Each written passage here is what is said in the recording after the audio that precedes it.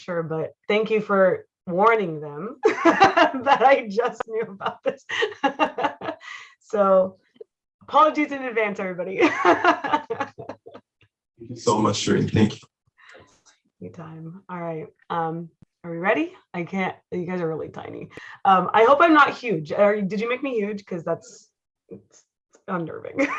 It's okay. It's fine. But you can all see me and hear me okay? Awesome. All right. Okay. In the name of the Father and the Son and the Holy Spirit, one God, amen. So, so in keeping with, the spirit of Lent, we thought that it would be a good idea to kind of talk about one of the Gospels of Lent. And actually, I'm gonna focus on the one that's actually coming up this Sunday, which is the healing. Shereen, Yeah. on the top left of your screen, you should have something that says original sound.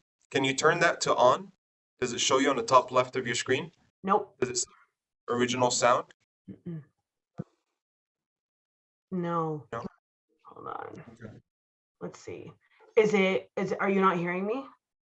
We're hearing you, but it's very distorted. So I think you just need to turn on original sound. Does it say that on the top left of your screen by any chance? It doesn't. I'm trying to find like another setting on here. I wonder if I turn my speakers down. How's that? Is that better? Oh, hold on. 1 second. I got it. Try now. Yeah. How's that? Is that better? I have it now. Is original sound on? Still Try it distorted? again. Testing. Is this better? Can you guys hear me? No, I think turn it off. It sounds worse. Okay. Turn it off. Okay, now it's off. Okay, let's just go with that. That's fine. Sorry about that. Sorry. So- I'm sorry. What is it? Muffled, distorted? I'm trying to I don't know if it's like feedback off my speakers. No? Nothing here? Let me try to mute my mic. Maybe that's the issue. Try to mute. Okay.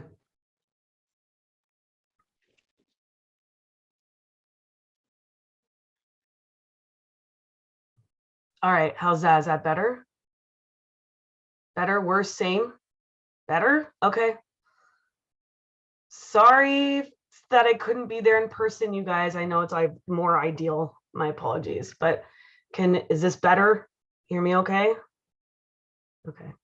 Awesome. Okay. Thanks. Okay. So, like I was saying, I wanted to focus on the gospel that's coming up this Sunday, which is the healing of the paralytic at the Pool of Bethesda. And I think that just to get us acclimated and oriented to the story, I'm going to actually read it just so we remember it.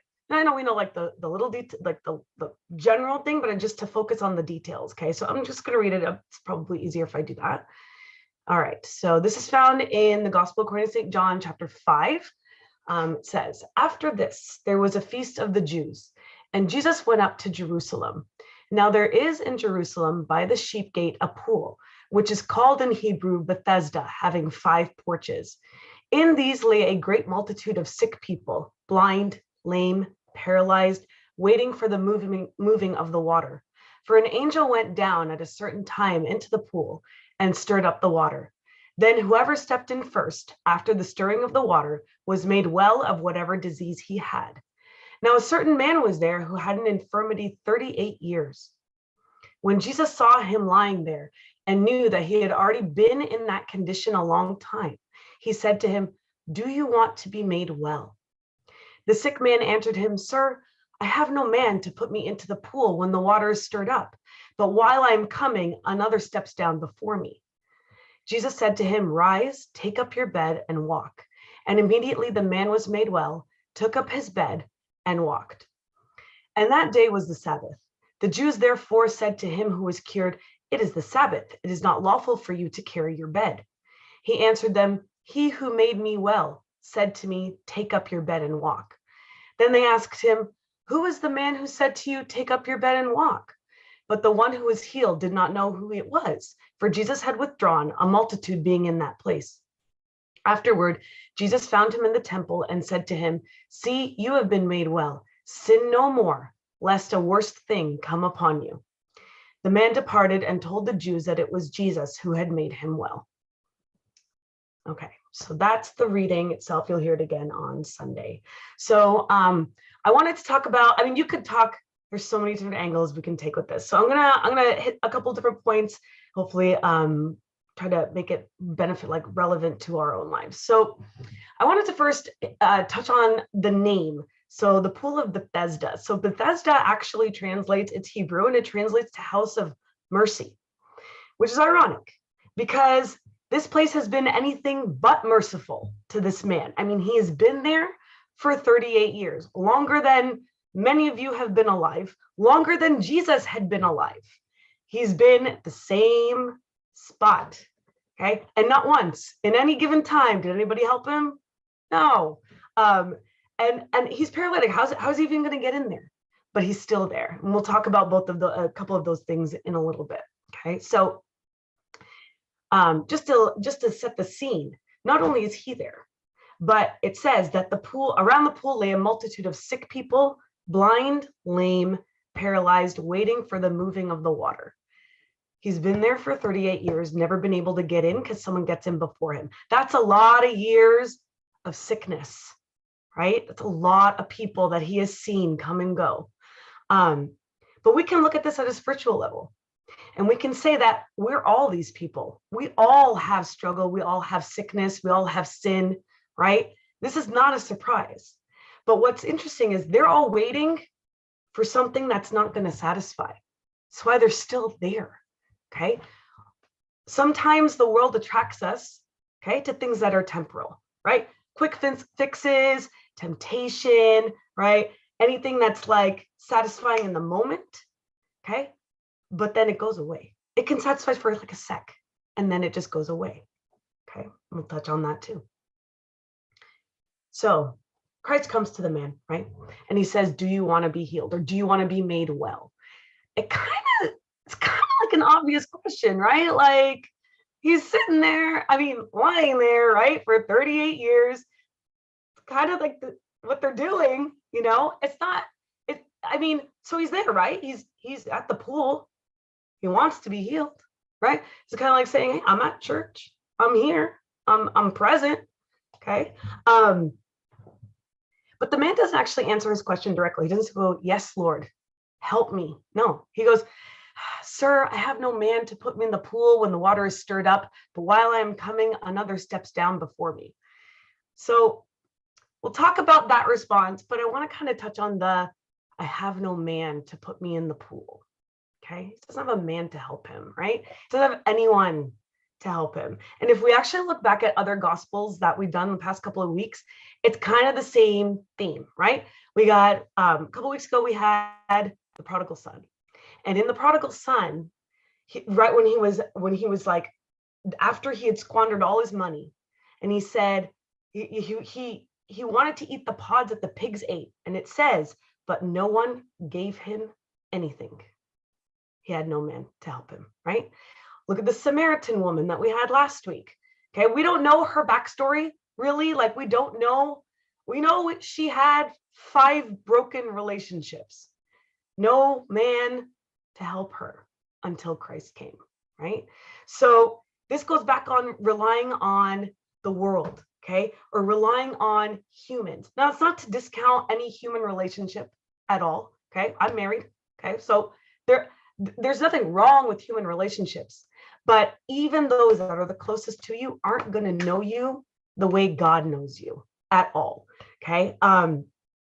So us not having a man, like someone to help us, this is why God was incarnate and became man, because he's the one to help us. Okay. Rest is only found in him. Okay. He knows our hearts. He knows our desires. He knows us better than we know ourselves. So when he asked, do you want to be made well? If you see right before it, it says, when Jesus saw him lying there and knew he had already been in that condition a long time, he said to him, do you want to be made well? So it's not, he knows, right? So he's coming in saying, you know, he knows the situation. He knows the struggle. He knows our weaknesses. He knows our desires, right? And this is why, I mean, I love these 3 gospels that I keep referencing from Lent, because they're all like personal encounter, right? I mean, even the Samaritan woman, what was she surprised? What was she super excited about? Come see a man who told me everything I ever did. I mean, did he really tell her or say everything she ever did? No, right? But the one thing he did tell her is the one thing she was the most ashamed of, and the one thing that everyone rejected her for. And when everybody else, and when she went to go tell everybody, come see a man I ever did, they came running. They didn't go run away. They came running to Christ. Okay. It's that desire of wanting to be known, wanting to be loved. Okay. So to know us, so God knows us so well, and to know us is to love us. Okay. He knew us from the foundation of the world. And it's in several verses, especially in the Old Testament. So in Jeremiah 1:5, it says, before I formed you in the womb, I knew you. So before the foundations of the world, right? In Isaiah 43:1, God says, I have called you by your name. You are mine. Your name, personal, you specifically. Okay. In Isaiah 49:16, he says, see, I have inscribed you on the palm of my hands. So I think is very interesting, because have you ever heard the expression, I know it like the back of my hand? Looks at the back of their hand. No one. Okay. But the palm of your hand, you can't miss it. So we're inscribed on the palm of his hands. He knows we're always continually in front of his eyes. Okay. And that love he has for us is, again, before the foundations of the world. Jeremiah 31:3, I have loved you with an everlasting love. Therefore, with loving kindness, I have drawn you. Okay. So he's already coming to the man with this love, and he's trying to tell him, hey, I'm here. I'm that man that's going to come help you. Okay. So when Jesus restores that man physically, absolutely 100% it is a miracle. We know this. Okay. But let's talk about the spiritual miracle behind this. Okay. Okay. It's returning that man back to his original state of being known by God. Okay. Every soul. It is the nature of our soul to be fully known, fully loved, to yearn for that. Okay. And this is that mercy that he never got. 38 years at the pool of mercy, the house of mercy. And the only one that gave him mercy was Christ. No one else. Okay. So that question, do you want to be healed? Part of that is our response to that grace and that love that God gives us. Okay. So that means once we've gotten that, we felt that love, we felt that grace, we've seen it, we felt it, even in communion, all of those things. We can't come back the same. We got to come back to him different. Okay.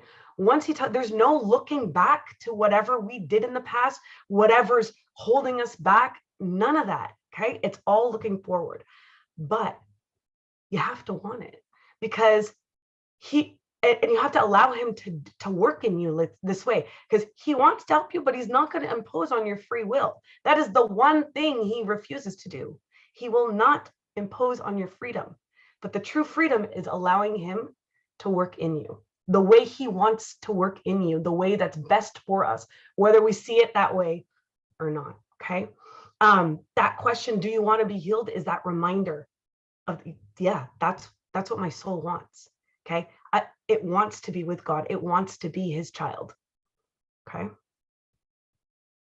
All right.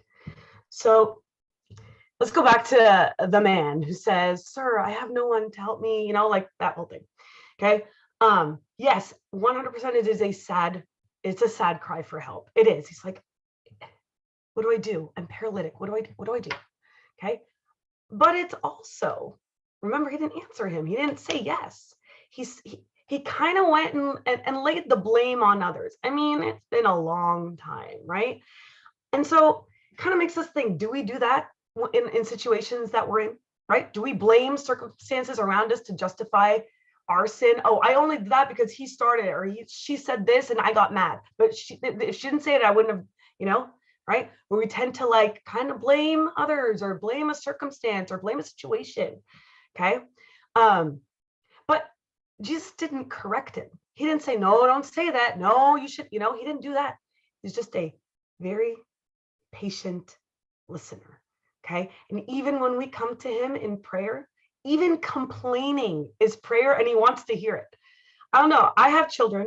When they complain to me, I don't think I want to hear it all the time. But like we go to God complaining, he's like, yes, please tell me. Right. And but he also doesn't make it a huge deal. He doesn't make him dwell in it. It's an instant, and instantly he healed the man. Instant. Okay.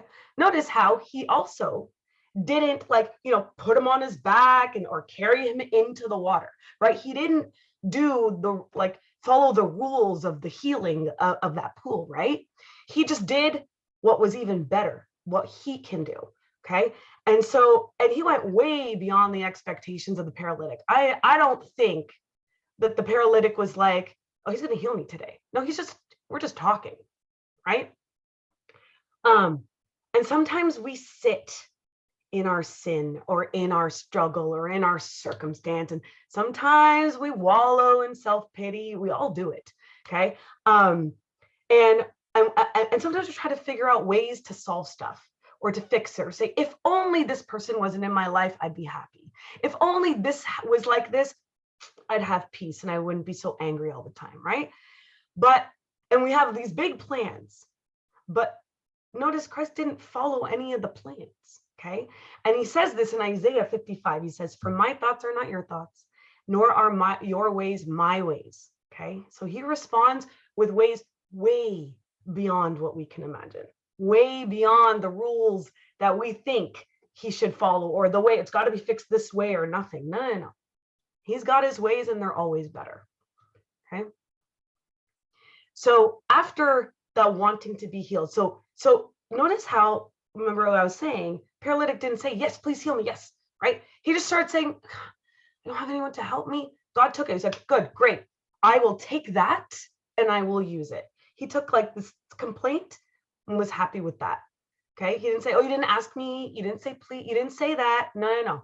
He took it. Right. And then he gave him kind of like, okay, here's what you do now after. And he says, rise, take up your bed and walk. Okay. So that rising, okay, rising up from what? The loneliness he probably felt, the isolation he probably felt, right? And that hunger to be loved, and rise to love God in return. He's now received it. He gets it. He gets it. Now he's got to love Christ in return. And what does that mean? Okay. So take up your bed. Very similar sounding to take up your cross. Okay. So notice how when Christ healed him, he didn't make the man perfect, right? He didn't take away his sin, didn't take away his struggle, didn't take away his temptations, never this, never. He never, actually, God has never done that ever to any saint, ever. Okay. The saints never lost their struggles. Even St. Paul, remember he had the thorn in his side and he asked God, can you remove the thorn in my side? And God said, no. And he struggled with that his whole life. Okay. We don't know what that thorn was, but we know it was a struggle, and we know that it was something that was always there. Okay. So God doesn't take away those things from us and makes us perfect. That's not what this is about. Okay. He's not interested in that perfection. He's interested in the struggle. Okay. And when Christ sees the man in the temple later and he says, sin no more, lest a worse thing come upon you. Again, he's not saying you're never going to sin again, because guess what? You're going to sin again. Okay. It's our nature. We're human. We have that fallen nature. We're going to sin again. Okay. But what he wants us to do is change the attitude, okay, towards that, change our reaction to it, change even our perception of struggle. So instead of praying, God, if it is your will, take away the struggle, we can also say, help me endure this struggle. Just what the saints did. Okay. And when we fall numerous times a day, I'm first to admit. Okay. We're supposed to get up immediately. We're not supposed to wallow for 38 years. You know what I mean? We're not supposed to wallow. And there's this one quote that I love from, he's a Eastern Orthodox saint named Saint Joseph the Hesychist. I don't know if you've heard of him. And he was writing this to one of his spiritual children, okay, as the confession father. And he said, don't be sad, my child. Don't worry so much. Even though you have fallen again, get up again. You have been called to a heavenly road. It is not surprising for someone running to stumble. It just takes patience and repentance at every moment. Okay. So again, we're not supposed to be like wallow in our sin and go, I can't believe I did that. Believe it. No one is immune. Okay. But don't be surprised that you sin. It's not a shock. It's a part of who we are. Okay. But when we rise up, we can say something quick, like, Lord, have mercy, Lord, help me, and move on. Because when we wallow, we give sin importance, and it doesn't have importance. It doesn't rule over us. Okay. The devil wants us to think that, but that's not it at all. Okay. God doesn't shame or discourage us. That is all the devil. Okay.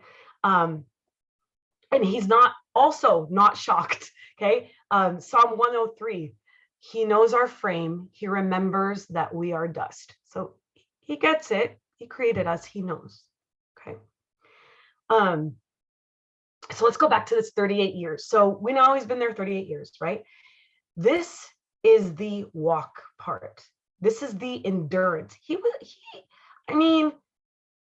did not give up. He was there for 38. He was there every day for 38 years. Yeah, he never got in the pool once.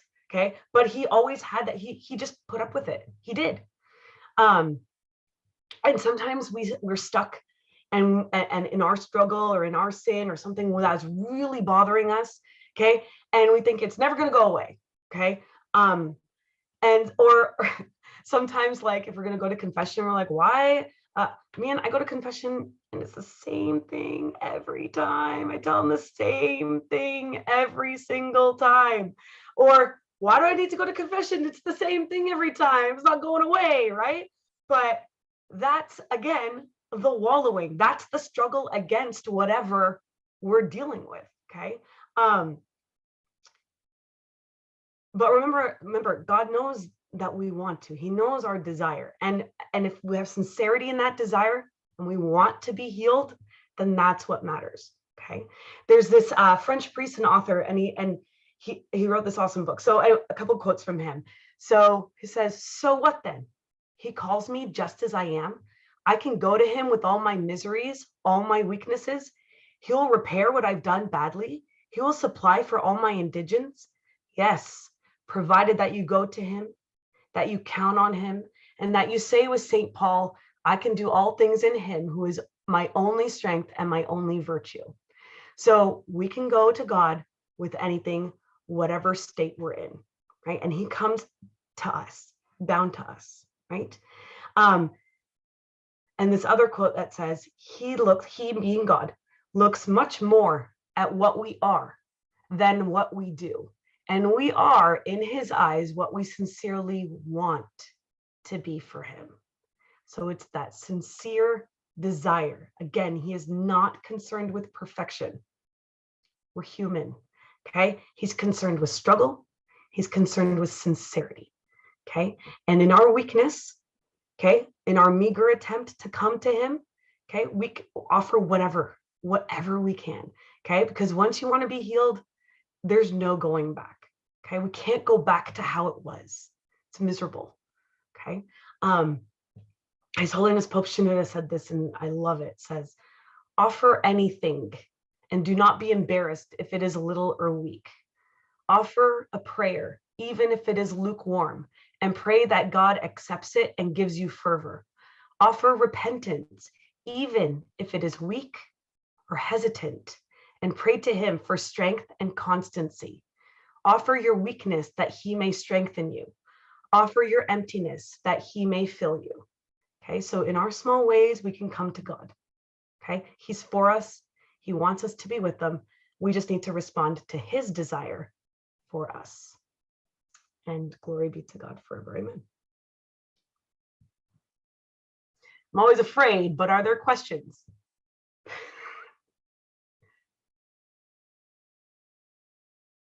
Hi, Wuna.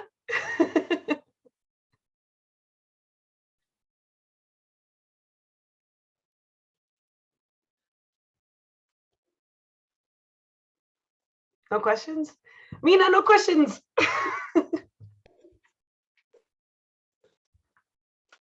Can you hear us? I can hear you now. Okay, perfect. Yeah, I haven't seen any questions. I wouldn't. All right. Thank you so much. I really, really appreciate you coming on such a short notice. No problem. I know it was shorter than probably you guys are used to, but Well, I next talk time fast. next time we want you in person for sure. So God you willing. could. Do they know where you're from? I don't think they know where you're from. Oh, hi. I'm from St. Paul's. You guys know where she's from? Nobody knows? Did you guys hear what she just said? Yes, St. Paul's. I was gonna do like a little quiz, see what church you're from. Oh, But, sorry. I gave it away. No worries, no worries. Can you tell us a little bit about yourself, Shereen? We like don't really know you well, so could you tell us a little bit about like what you learn, what you study? I see a lot of like books behind you. That'd be kind Oh, of an cool. act. It's all an act. No, I'm kidding. So I am, what can I say? Let's see. I am married. I have 3 boys, ages 11, 9, and 8. So that's that. I'm just kidding. I love them, but they are work 100% for sure. I also am a high school chemistry teacher by trade. So yeah, and then I serve at St. Paul's. I serve high school 11th and 12th grade, and yeah, it's awesome. Born and raised in Canada, also cool. If any of you know Abuna AP, we went to this. We grew up together in the same church. So yeah. Even though I'm older, I have to now like associate with him, but it's fine. It's fine. But yeah, I don't know if any of you know my husband, Henry Awad. He teaches, he's taught at Axe before. He's also a teacher. I know a lot of people know him. If you see him, you probably know him. So that's me. I don't know what else you want to know, but that's the gist. Can you tell us a chemistry joke? I would, but all the good ones are gone. Wait, what? I didn't catch it. All your ones are gone. Are gone. I mean, hey, on the fly is pretty good. Or once I told a chemistry joke, but there was no reaction. I mean, I could do this all night. Oh my God. Anybody, any final questions for Shereen before we let her go? Thank you very much, Shereen. Appreciate Thank the you. time. Thank you for having me. Thank you. It was a blessing. Thank you.